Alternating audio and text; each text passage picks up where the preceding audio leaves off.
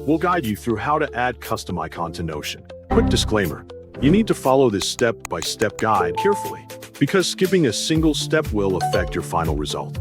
If this guide helpful, don't forget to like and subscribe. First, don't forget to comment if you still need our help or want to ask something, and we will reach you as soon as possible. Second, going to any website and letting it load. Then move your cursor to the search bar at the top of your screen and click it so you can type. Type Notion into the search bar and press Enter so your browser can load the results. When the results appear, select the first web option that shows up in your browser and wait for it to open. After the site loads, log in or sign into your account so you can reach your workspace. Once you are logged in, go to the private section on the left side where your personal pages are stored. Inside this section, press the plus button on the right to add a new page. When the new page opens, give it a name by typing a title in the space provided at the top.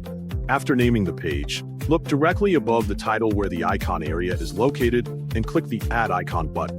This will open a menu that offers 3 choices you can use to set an icon for your page.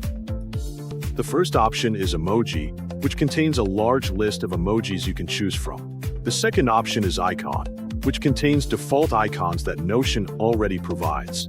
The third option is Upload, which lets you upload your own custom icon. To add your own icon, select the Upload option from the menu. When the upload choices appear, select Upload an image so you can pick a file from your device. A file browser window will appear, and you can scroll through your folders to find the image you want to use as your custom icon. After you locate the file, click it once to highlight it.